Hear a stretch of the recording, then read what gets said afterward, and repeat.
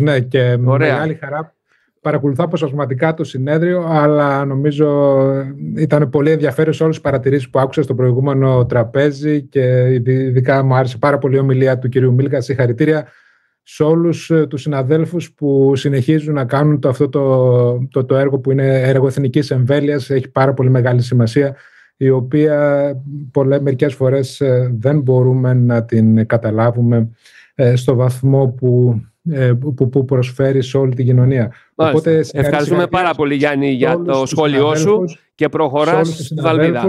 Και συγχαρητήρια και στον κύριο Κοτούλα για την διοργάνωση της πολύ επιτυχημένης αυτής διμερίδας. Οπότε μου ανατέθηκε να μιλήσουμε για μία από τις βαλβίδες που κυκλοφορούν στην ελληνική αγορά.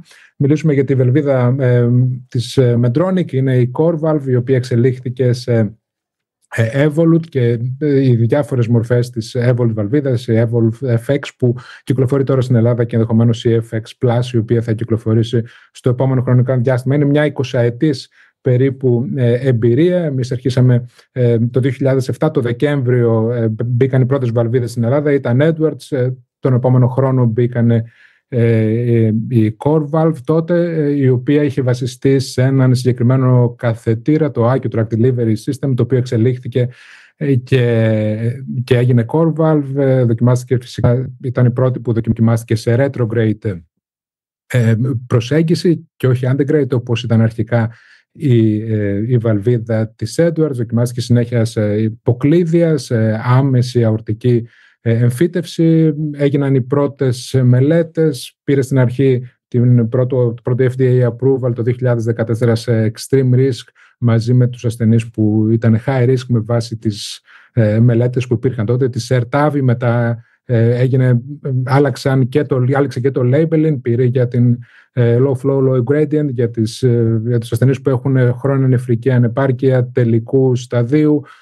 Μετά συνεχίστηκαν οι μελέτες, πήρε έγκριση για τους ενδιάμεσους κινδύνου ασθενείς και στη συνέχεια με τους low risk ασθενείς, ενώ υπάρχει και το labeling τώρα για τις δίπτυχες αορτικές βαλβίδες στην Ελλάδα. Είναι market leader, περίπου μία στις δύο βαλβίδες το 2022, τώρα λίγο λιγότερα ήταν Medtronic που είχαν μπει, και αυτό είναι λίγο δυσανάλογο σε σχέση με την παγκόσμια αγορά. Συνεχίζει να είναι δεύτερη στην παγκόσμια αγορά. Η πρώτη φυσικά είναι η Edwards. Και η βαλβίδα που κυκλοφορεί τώρα στην Ελλάδα είναι η Evolut FX. Σε σχέση με την Evolut Pro Plus έχει ένα επανασχεδιασμένο tip, επανασχεδιασμένο καθετήρα, έχει καλύτερο deliverability και περισσότερη σταθερότητα. Παράλληλα μπορούμε να τοποθετήσουμε με ακρίβεια λόγω των markers που υπάρχουν και λίγο διαφορετικής τεχνικής στη βαλβίδα, ώστε να αποφύγουμε να έχουμε μη καλό alignment που επηρεάζει την πρόσβαση στεφανή αγκία, που ξέρουμε ότι είναι το μεγαλύτερο θέμα στις self-expanding βαλβίδες, καθώς επίσης και την ελάττωση των επιπλοκών που αφορούν την τοποθέτηση του βηματοδότη. Οπότε υπάρχουν κάποια σημεία που που είναι σχετικά νέα και τα οποία είναι καλά να θυμόμαστε, ειδικά όταν πρόκειται να πάρουμε μια απόφαση στην καθημερινότητα, αλλά και όσοι συμμετέχουν σε επιτροπές για το αν και κατά πόσο πρέπει ο ασθενής να κάνει τάβη.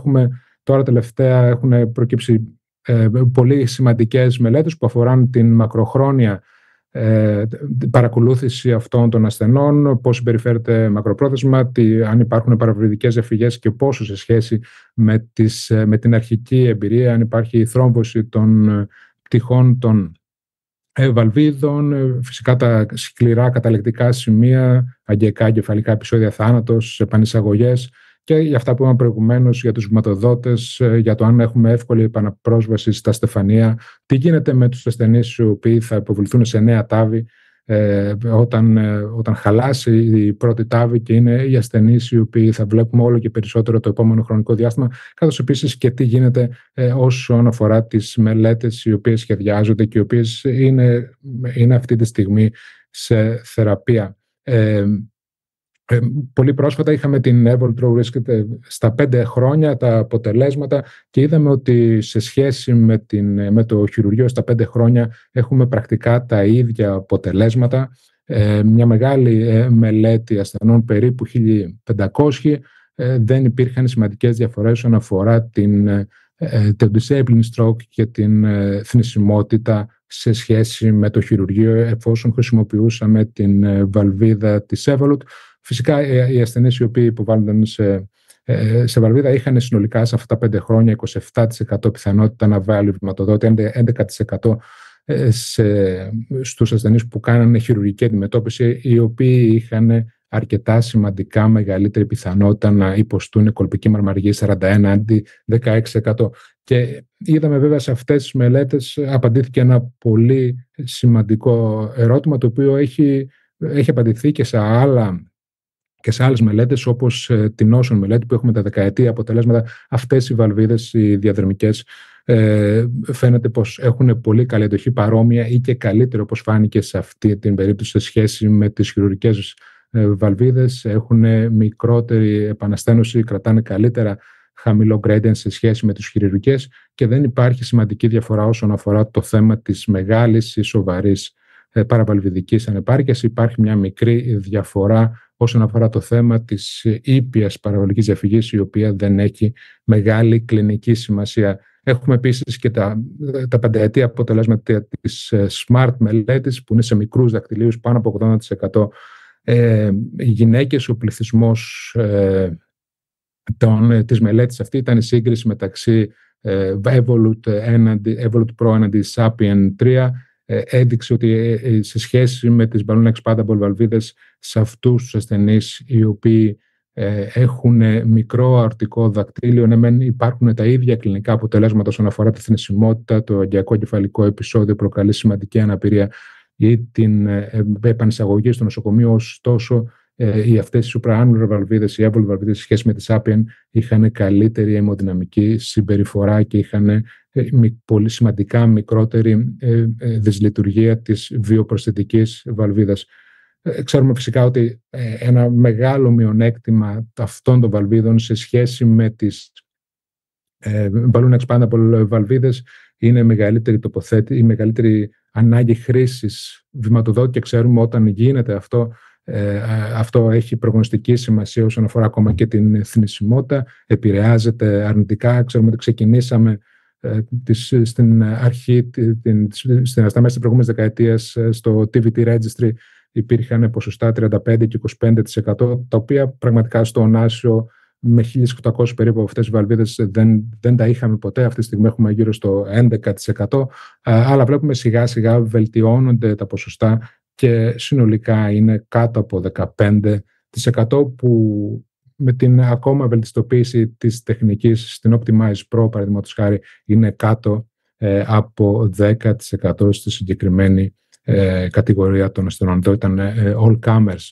Και τι γίνεται φυσικά με το TAV-in-TAV, θα βλέπουμε όλο και παραπάνω ασθενείς. Εδώ βλέπουμε μια βαλβίδα από τα δικά μας περιστατικά που έχει χαλάσει, μια βαλβίδα Evolut Pro, μπορεί να μπει μια Sapien μέσα και να έχουμε ένα άριστο αποτέλεσμα, ή μπορεί, εφόσον το επιτρέπει η ανατομία και δεν έχουμε στεφανία νόσο, όπως σε αυτή την περίπτωση ο ασθενής έχει κάνει bypass, τα οποία λειτουργούν πολύ καλά, μπορεί να αποτεθεί μια νέα βαλβίδα Evolut FX στην Evolut Pro.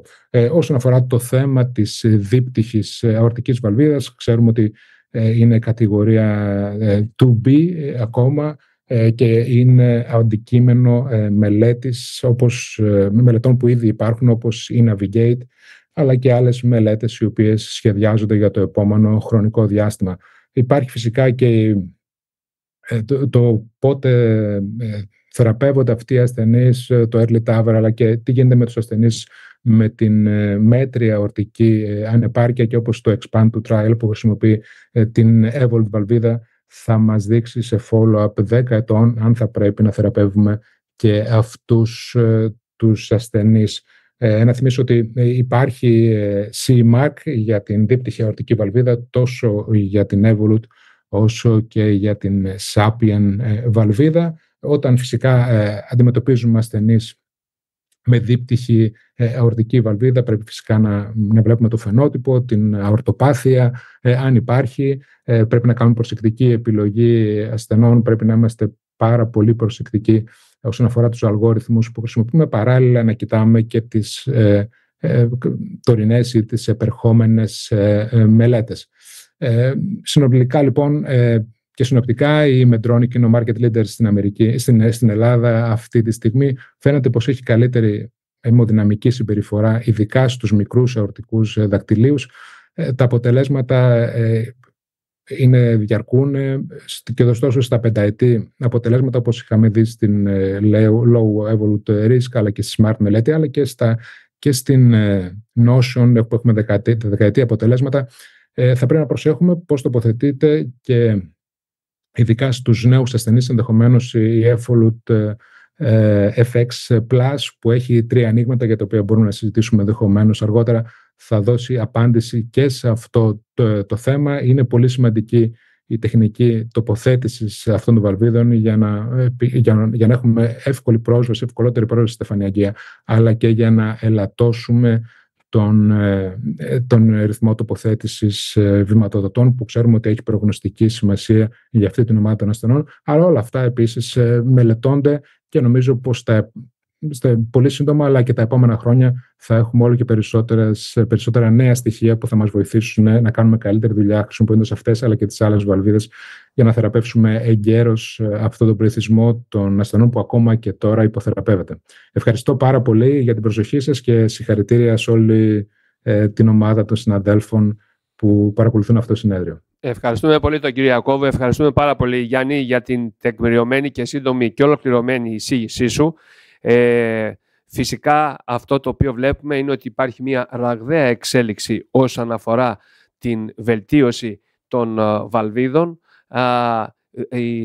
Ο ακρογωνιαίος λίθος είναι ουσιαστικά, όπως είπες, να έχουμε μακρύτερο χρόνο ζωής, να είναι συγκρίσιμες με το TAVR, όσο γίνεται να αποφύγουμε την χορήγηση, την αναγκαιότητα για βηματοδότηση, γιατί όπως είπες επιβαρύνει πολύ σωστά την πρόγνωση του ασθενούς.